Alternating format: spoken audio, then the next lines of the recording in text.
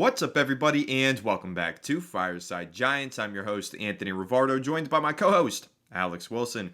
And today we want to talk about some of the changes that the Giants have made to their defensive backfield, and in particular, a dynamic duo that they might be creating on the back end of the defense. Talking about that safety duo, of course, bringing in Javon Holland, the Giants' big-ticket free agent signing this offseason, an exciting addition to the defensive secondary that really should have a major impact on their defense this upcoming season. But also joining him is Tyler Nubin, entering his second season of his NFL career, a player that I thought showed a lot of promise as a rookie after the Giants drafted him in the second round of the 2024 NFL draft. So we're going to go ahead and dive into that duo and discuss what the impact that they could have on the secondary might look like going into the 2025 season. But before we dive into all of that, Alex, how are you doing today, my friend? And what are your thoughts on the Giants' dynamic safety duo that they are forming?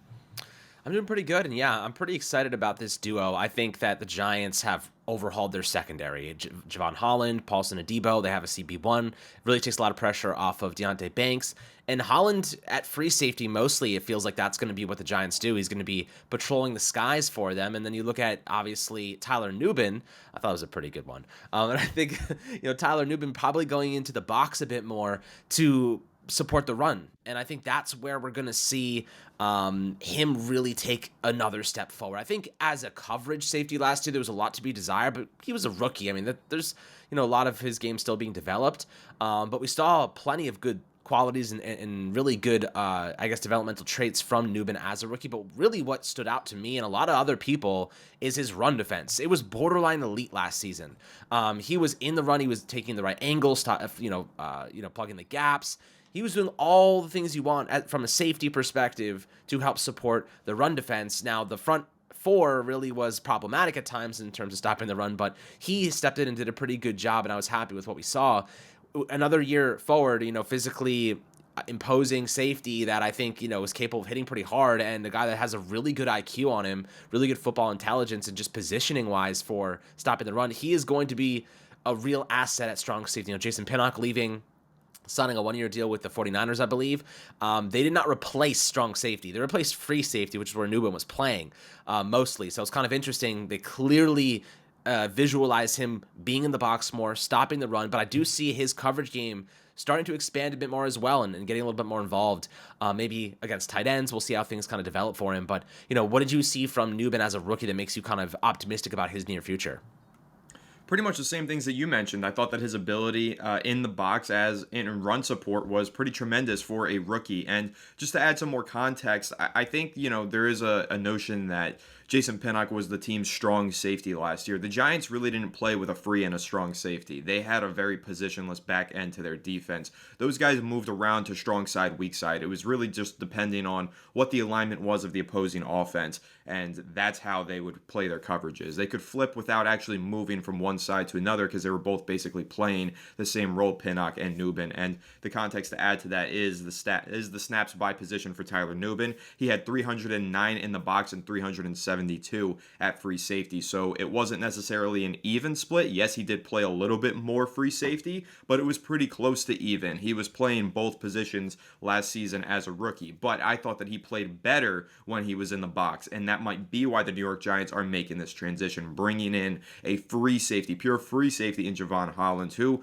for what it's worth, is a pretty good run defender in his own right. He gets in the box and does a lot of that stuff down and dirty as well. But Tyler Nubin, focusing on what he did as a rookie, again, his run defense. And it wasn't necessarily the fact that he was, making a bunch of tackles for losses all the time, but the fact that he was always in the right spot at the right time and forcing running backs and other rushers to get out of the way and to create tackling opportunities for others. His run fits, essentially, is what I'm referring to. Tyler Nubin just has a really good idea of where to be, and he's always in the right place at the right time. That leads to great plays against the run, and also it will, down the line, lead to more great plays against the pass, because maybe he didn't have a bunch of interceptions. Maybe he didn't have a bunch of pass breakups. No, but he was in the right place oftentimes. And as we know, safety play is very dependent on cornerback play. And the Giants didn't have good cornerback play last season. So if you're looking at Tyler Nubin and maybe some of the lapses that he had in coverage, some of the mistakes that he might have made, or maybe he has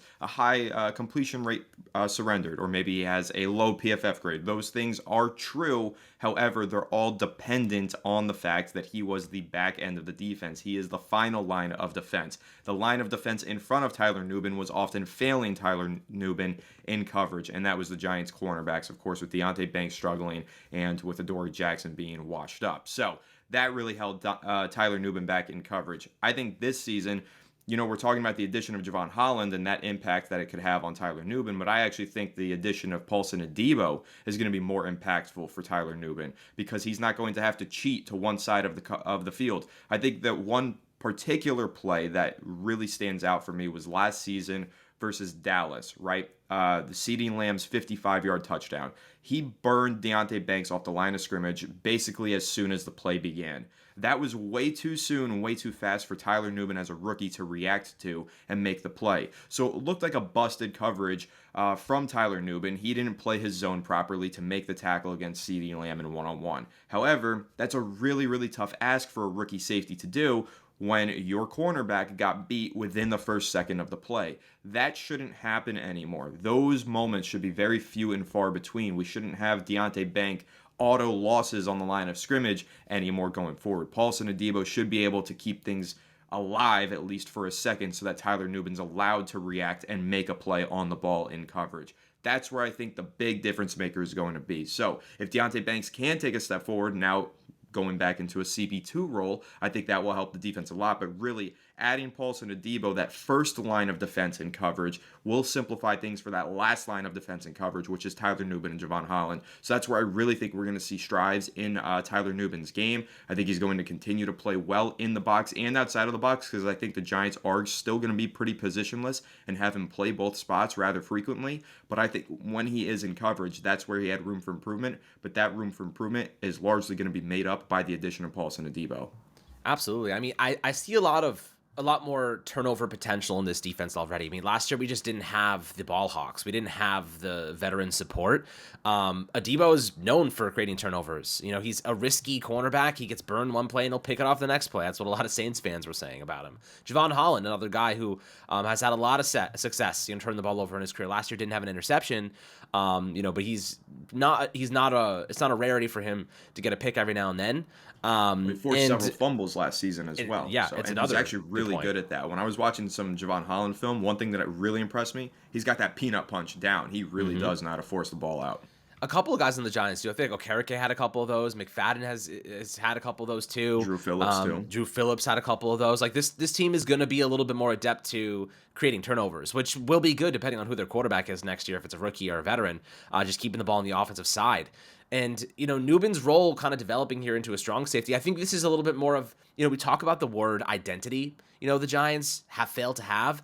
It feels as though they're trying to figure out what their identity is and learning about their own players. That's a lot of the problem the Giants have had in recent years. They have not learned enough about their own players. Evan Neal should be a guard already, right? He should be a guard already. He should be practicing. I've had a year of training at guard. That's how I feel about it.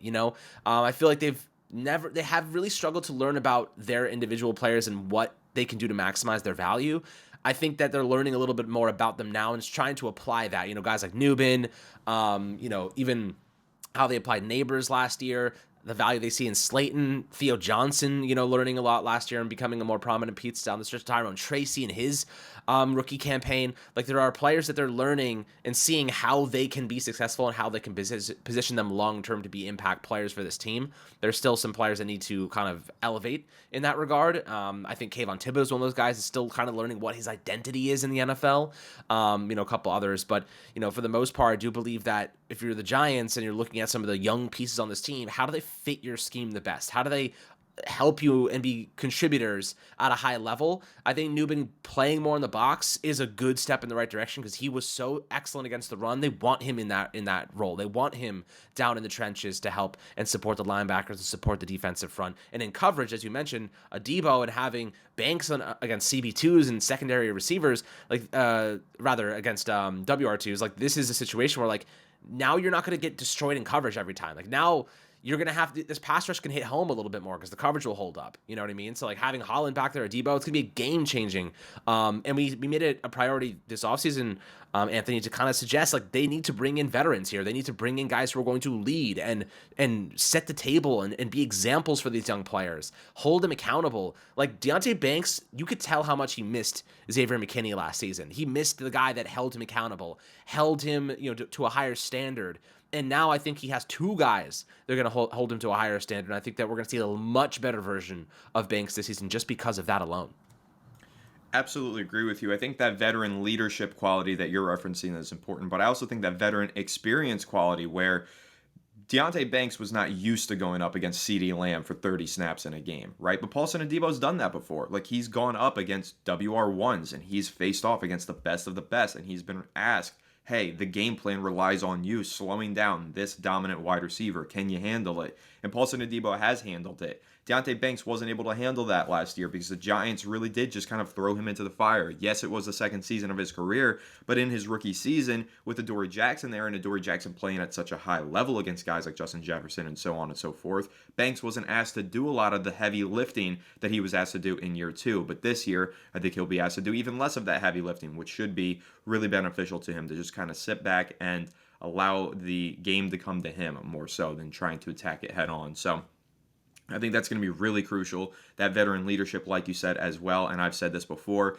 a leader in the locker room doesn't necessarily mean a 35-year-old washed-up Antoine Bethea. Like, that's what Dave Gettleman thought. No, it means a guy who's young and who's good and who's relatable, and that was Xavier McKinney, and I think that also will be Jevon Holland. By all accounts, he is a great leader, and he's somebody who still is in his youth and in his prime, and is relatable and can help guys like Deonte Banks and Tyler Nubin come on in their pro game. And one thing that I want to say again about Tyler Nubin, Alex, because we're talking about how he can be impactful in the box, this does hopefully indicate to me that the Giants are starting to learn from their mistakes, like you just mentioned with Evan Neal.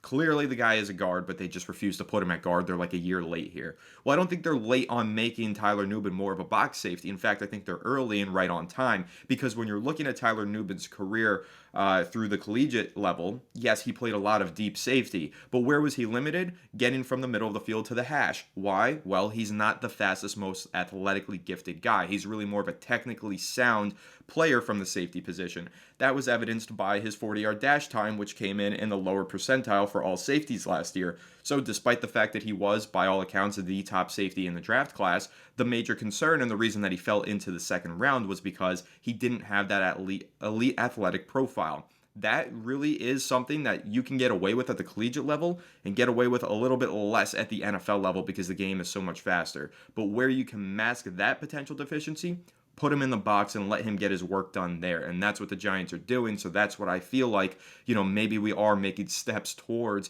actually putting these guys in a scheme that maximizes their skill set. Because I think if the Giants were going to continue playing a cover three, so to speak, with Tyler Nubin as the deep safety, they're probably going to keep running into a little bit of trouble in his coverage skills. But moving him into the box and allowing him to play there where his potential straight line speed might not become a weakness of his, that's really where you're going to maximize his strength. So that is something that I think I could feel positively about with this Giants team. They've made this mistake many, many times, not putting guys in position to succeed and maximizing the skill set and masking their deficiencies. But maybe that's finally happening now. Maybe they're finally masking these deficiencies and putting these guys in position to succeed in 2025. That is my hope here. But Alex, when you're looking at Jevon Holland, before we wrap up here, this is the last point that I want to make. I know over the last 3 seasons, his PFF coverage grade is like among the top 5 of all safeties in the NFL.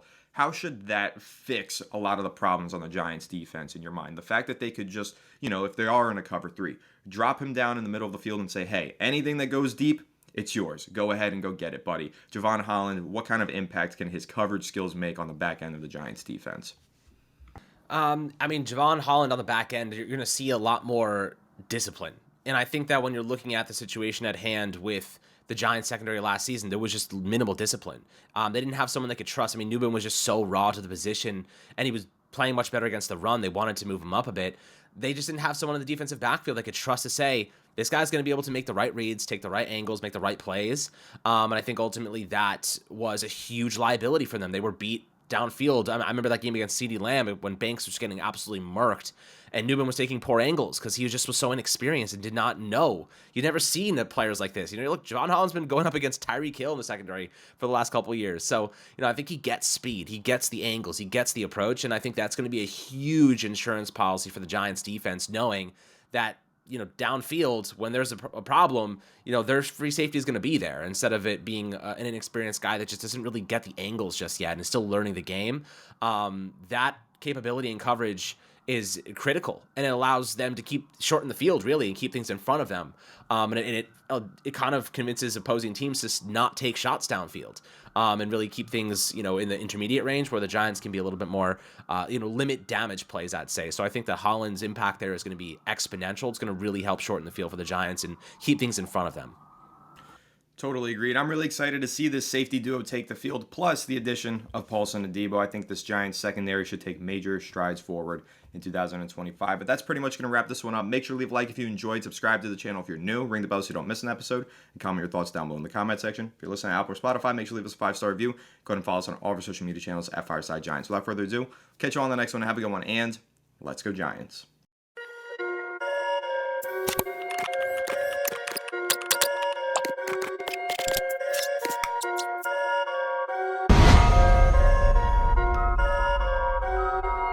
Perfect.